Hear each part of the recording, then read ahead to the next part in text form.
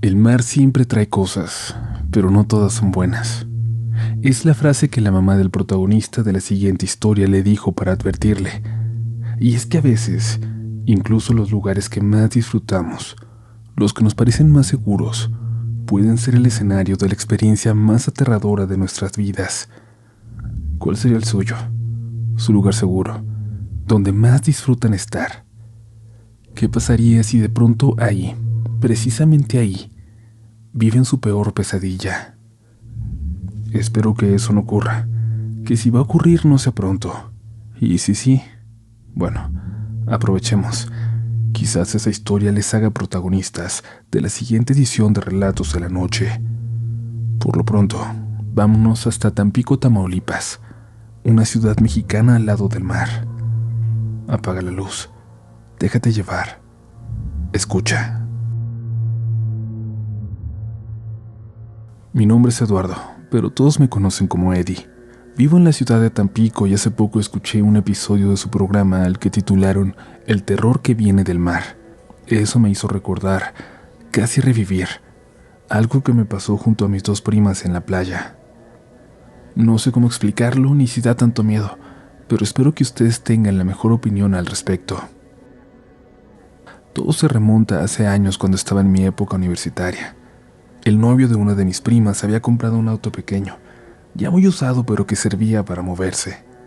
Y como nosotros no teníamos carro, aprovechábamos para pedirle constantemente que nos llevara a la playa a beber cerveza, pasar el rato y distraernos. Primero lo hizo a regañadientes y cobrándonos la gasolina, pero después de un par de semanas se volvió nuestra rutina. Él también empezó a disfrutarlo. Íbamos al menos 3 noches a la semana y se volvió ese momento que siempre estábamos esperando. Ir a la playa se convirtió en nuestro momento de distracción. Mis dos primas y yo vivimos como a 35 minutos del mar. Usualmente nos íbamos como a las 8 para a las 11 a más tardar ya estar guardando todo para regresar a la casa. No era mucho tiempo el que íbamos, pero nos servía. No siempre tomábamos alcohol. A veces bastaba con ir y platicar. Otras nos metíamos a nadar para luego fumarnos un cigarro. Y a veces incluso era suficiente con solo estar ahí, escuchando el mar. Platicar de lo difícil que era estar en la universidad. Esas eran nuestras preocupaciones en esos tiempos. La rutina se hizo costumbre, al punto de que después ya ni siquiera nos poníamos de acuerdo. Era como un compromiso no hablado, algo que ya conocíamos, y cada noche estábamos listos para que a las 8 pasaran por nosotros y salir rumbo a ese rincón solitario en la playa.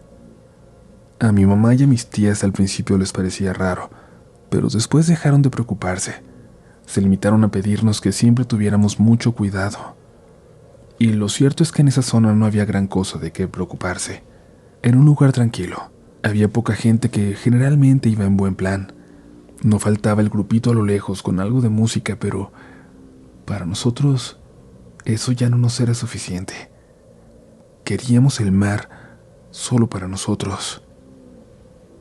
Empezamos a buscar lugares cada vez más alejados, para disfrutar sin ruidos ni distracciones.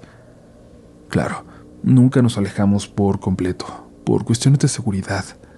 Dejábamos el coche estacionado donde mismo, y hielera en mano buscábamos lugares en silencio donde nadie nos pudiera molestar. Nos gustaba uno donde había palapas y sillas que, al menos a esa hora, parecían estar abandonadas. Aún recuerdo esas noches, la calma de la playa, el ruido de las olas, la brisa del mar. Cada cierto tiempo veíamos que pasaba una patrulla vigilando, pero no era siempre, y no buscaban a jóvenes como nosotros. Nunca nos llegaron a molestar. Más bien buscaban a gente haciendo cosas indebidas. En una ocasión nos tocó mucho viento y frío, tanto que incluso decidimos esa noche simplemente no ir. El clima no pintaba para estar en la playa. En la casa además había una reunión a la que entonces tuvimos que asistir. Con otras primas terminamos contando de nuestra costumbre de ir a la playa por las noches, de cómo había algo que nos atraía hacia ese lugar, que nos hacía volver. Pero por alguna razón, solo a mis dos primas y a mí nos parecía una idea irresistible. Las demás nos veían como si no entendieran cuál era el atractivo de ir cada noche. Es decir, supongo que se les antojaría en algún momento, pero no como a nosotros, que inconscientemente cada noche nos dirigíamos hacia allá. El solo hablarlo nos provocó recordar la brisa de la playa, y como la cena nos parecía cada vez más aburrida, de nuevo apareció la propuesta. ¿Y si vamos a la playa? Estaríamos mejor allá. Mis dos primas pensaban lo mismo que yo, y en unos cuantos minutos ya estábamos saliendo escondidas para no dar explicaciones, pero cerca de la puerta se apareció mi mamá, que nos había descubierto. Se acercó lentamente a mí y me dijo: «Hoy no es un buen día para ir a la playa. El mar siempre trae cosas, y no todas son buenas». Luego sonrió. «Pero ya sé, ya lo sé. Escuchar una vez más la historia de la operación del perro de tu tía no es lo más divertido. Mira, son las 10. Regresen a la medianoche, por favor. Yo le aviso a tu tía que May y Nan se fueron contigo». Le di un beso y sonreí para correr a la puerta y alcanzar a mis primas, pero me tomó del brazo para repetirme, muy seria: «A la medianoche, Eduardo. A la medianoche, por favor». Asentí y salí. Mis primas y sus novios ya nos esperaban en el coche. Les pedí que fuéramos por Luis, mi pareja de ese entonces, el chico más alegre y divertido que había conocido, y a quien mis primas adoraban también. En 5 minutos pasamos por una avenida donde ya nos esperaba. Llegamos a una tienda en una gasolinera para comprar cigarros y un par de botanas, y en 15 minutos ya estábamos viendo la costa desde la carretera, acercándonos a nuestro rincón solitario en la playa. Cerca de donde dejábamos el coche había algunos grupitos con fogatas, algo de música también. Nos pareció raro que incluso en noches como esa alguien más tuviera la idea de ir. El viento soplaba más fuerte junto al mar. Esa noche no íbamos a beber porque el día siguiente teníamos la boda de una tía, y lo último que necesitábamos era una cruda, una resaca. Así que solo buscamos nuestra palapa abandonada y nos pusimos a platicar. Recuerdo esa noche más oscura que de costumbre. Parecía que lo único que cortaba ese negro eran las luces a lo lejos en el boulevard. Clavé mi mirada en el mar para ir acostumbrando mis ojos a la oscuridad, y en aquellas aguas tranquilas, de pronto vi que algo se acercaba flotando. Le avisé a los demás y fuimos a ver. Era un tronco de unos 2 metros, o al menos eso parecía. Llegó a la costa y nos acercamos a verlo de cerca. Estaba doblado, como en arco, y tenía 2 ramas pequeñas. Una de mis primas se subió en él, aunque intenté detenerla por lo húmedo y sucio que estaba. Sin embargo, ella decidió ignorarme hasta que algo pareció salir de esa cosa. Un hedor asqueroso, como a putrefacción, como a carne descompuesta. Corrimos al mar asqueados a lavarnos las manos, pues lo habíamos tocado todos. Regresamos a nuestra palapa dejando ese tronco por la paz, y solo seguimos platicando. Así, sin darnos cuenta, pasamos de la medianoche. Recordé lo que le había prometido a mi mamá y les pedí que fueran recogiendo las cosas, que había que irnos. Yo estaba recogiendo las colillas de los cigarros. Cada vez se veía menos, pues la bruma del mar parecía comerse la playa, cuando mi prima preguntó si no olíamos algo raro. «Alguien no se lavó las manos», dijo, y se empezó a reír. Pero al voltear hacia la playa, vi aquel tronco viejo y húmedo, un poco más cerca de donde estábamos nosotros. «Oigan, ¿no se había quedado el tronco cerca del mar?», pregunté y todos voltearon. Se rieron con algo de nervios, pero, a final de cuentas, solo era un tronco extraño salido del mar, que apestaba sí, pero era un tronco. Apuramos el paso al recoger las cosas, pero el novio de mi prima dijo que tenía que ir a orinar, que esperáramos. Nos volteamos hacia el mar para darle privacidad, pero sin querer miramos hacia el tronco de nuevo que, ahora, estaba mucho más cerca de nosotros. «Está más cerca. Ahora sí, ¿eh?», dijo Luis, y mi prima May dijo que no era posible, mientras empezaba a caminar hacia allá. Ella siempre ha sido la más valiente de nosotros. Tomó una botella del suelo y se la acercó. Una ráfaga de viento nos trajo un olor a carne descompuesta y madera quemada, y el tronco se movió. Se giró lentamente, como si una ola lo moviera, y luego pareció retorcerse. Algo en ese tronco volteó rápidamente, como si en él hubiera una cabeza casi humana, y nos viera ahí de repente, entre lo que parecía ser una larga cabellera mojada. May le lanzó la botella, y esa cosa se movió, arrastrándose muy rápidamente con las dos ramas que ahora parecían ser dos patas. Empezamos a correr como desesperados de vuelta al carro, y entonces ocurrió otra cosa extraña, a la que no logro encontrar explicación. No se escuchaba nada. No se escuchaba el mar, no se escuchaba el viento, ni los coches pasando a lo lejos por el boulevard. Lo único que se escuchaba era algo que se arrastraba cerca de nosotros, algo que nos seguía de cerca.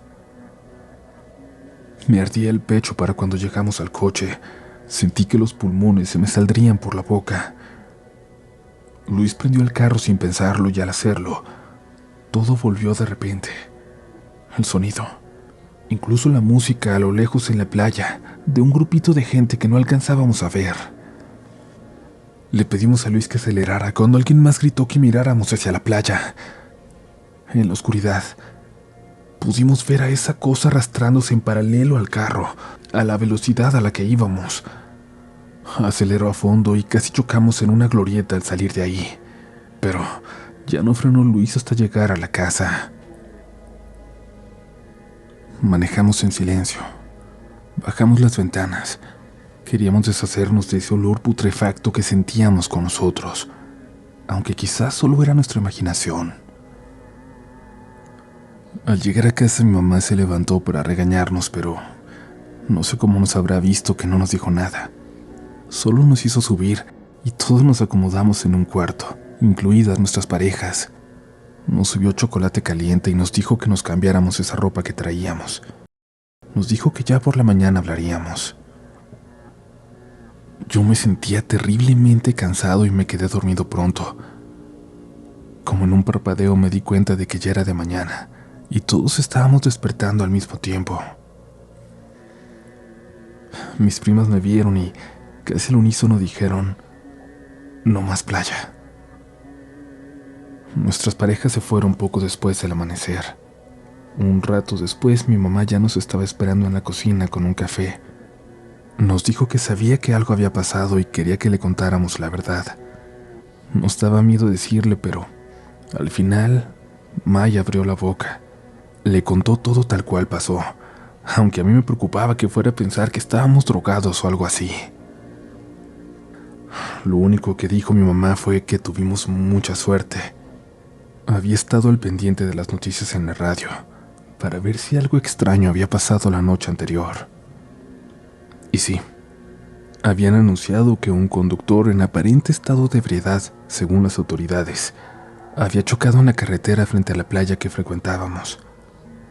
Él y su acompañante murieron en el lugar. Pero no fue lo único que ocurrió, pues una pareja se había ahogado esa noche y encontraron su cuerpo al amanecer en la playa. Mi mamá me recordó lo que había dicho la noche anterior, antes de irnos. Les dije que no estuvieran tan tarde en la playa, que el mar siempre trae muchas cosas y no todas son buenas. Se levantó de la mesa y se llevó para tirar la ropa que nos habíamos quitado en la noche. Estaba manchada de algo color rojo, casi negro, con un olor desagradable, pero no tanto como en la playa. Mi mamá dijo que le recordó a cuando llegaba de trabajar un tío que fue carnicero, que teníamos ese olor a sangre. Por alguna razón, a raíz de eso nos distanciamos de los chicos con quienes vivimos ese episodio. Se terminaron nuestras respectivas relaciones.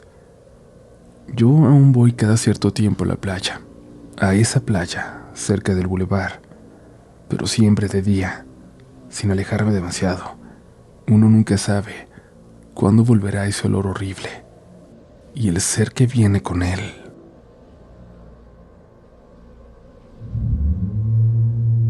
Gracias por seguir por aquí, comunidad. Ojalá que puedan comentarnos qué opinan de la historia anterior. Bastante extraña, y eso me parece súper interesante, que tenemos 11 años contando historias y que nunca habíamos recibido una así.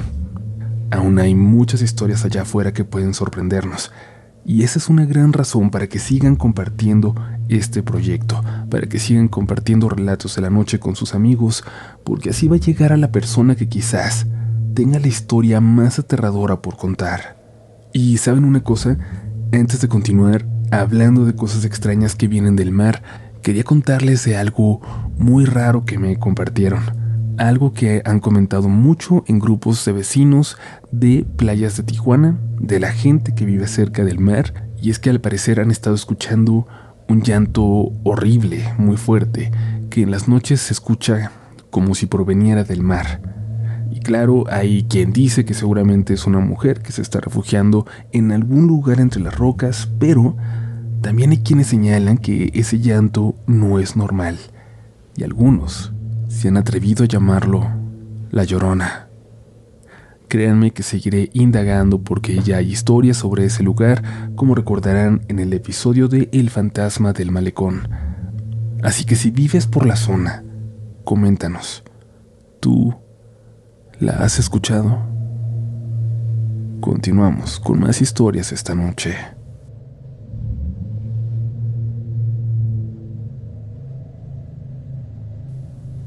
Hola desde Colombia. Mi historia sucede en la última noche que pasamos en mi casa de la infancia.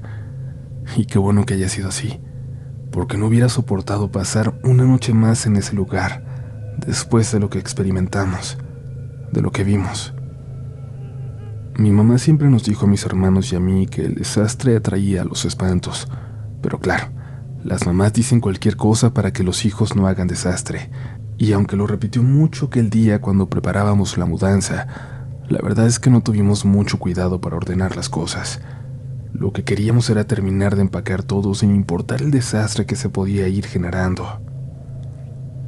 Y así, con la casa hecha un desastre, nos fuimos a dormir. Solo estábamos ahí mi hermana mayor, en su cuarto frente al nuestro, y mi hermana menor dormida junto a mí. Ella tenía unos 4 años en aquel entonces. Desde entonces muy espiritual, muy sensible y también muy miedosa. En algún lugar entre tantas cajas se habían quedado mis lentes y no los encontré, así que estuve prácticamente a ciegas esa noche, mirando todo borroso, como entre niebla. Ya prácticamente todo estaba desarmado. Los colchones estaban en la sala, así que nos fuimos para allá mi hermana menor y yo. De igual forma quedamos en una posición en la que veíamos la puerta de mi otra hermana, que dejó abierta. Entre nosotras y ella estaba la cocina y las escaleras, pero igual nos sentíamos más seguras así. Apagamos las luces, pero ya no había cortinas. Una luz de una farola de la calle se colaba por la ventana. Creo que era medianoche cuando noté que mi hermanita estaba parada junto a mí. Le dije que se durmiera, que era tarde, que al día siguiente habría también mucho trabajo. Pero ella no me respondía. Estaba quieta mirando hacia la habitación de mi hermana mayor. Le insistí hasta que me respondió algo. Una pregunta. ¿Quién es ese que está en el cuarto? ¿Ese? Me levanté rápidamente, pero sin gafas me era imposible reconocer lo que vi. Una silueta, una persona alta. No veía ni siquiera si hombre o mujer, pero muy alta, parada dentro de la habitación de mi hermana, mirando hacia su cama. Me asusté y abracé a mi hermana para preguntarle en un susurro si alcanzaba a reconocer algo en esa silueta. Mi hermana lo único que atinó a decirme fue que tenía la camisa morada, pero bueno, ella en ese entonces ni siquiera sabía los colores. Fue su intento de ayudar a describir. Aquella sombra se empezó a mover. Se balanceaba hacia enfrente y hacia atrás sobre las puntas de los pies, una y otra vez, una y otra vez. Entrecerré los ojos para intentar ver mejor, pero poco pude hacer. No podía enfocar a esa cosa.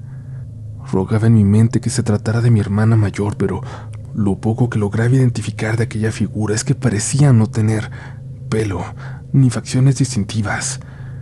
Era una mancha pálida que se balanceaba sin dejar de ver a mi hermana. Nos levantamos corriendo y lo perdimos de vista. Fuimos hacia el otro balcón, el de la sala, rogándole a Dios que aquello fuera simplemente nuestra hermana sonámbula o algo así, pero no. Mi hermana ni siquiera estaba en su cuarto. La encontramos dormida frente al balcón. Quién sabe en qué momento se había ido para allá. Lo que era seguro es que había alguien más en la casa. Algo muy extraño. No nos atrevimos a despertar a mi hermana. Mi hermanita y yo nos acostamos junto a ella y nos quedamos ahí hasta que amaneció. Pasó mucho tiempo para que compartiéramos con la familia lo que vimos aquella noche. A esa figura contemplando el desastre que habíamos dejado. Como les dije, por suerte, fue la última noche ahí.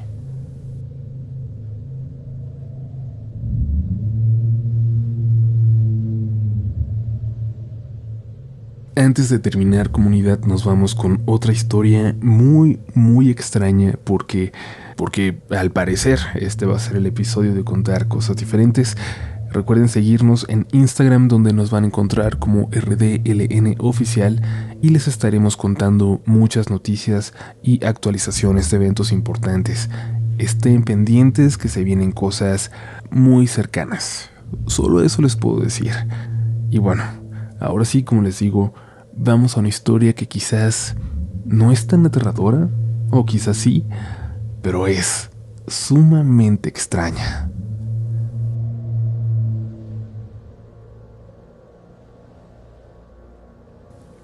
Hola, Uriel, soy de una pequeña ciudad de Guanajuato, conocida como la ciudad del pan, y es que aquí hay muchísimas panaderías. Se dice que aquí se hace el mejor pan del país. Gracias a esta tradición hay un festejo anual, cada 4 de julio, en el que hacemos una feria del pan. Y precisamente en esa noche del año pasado sucedió mi historia.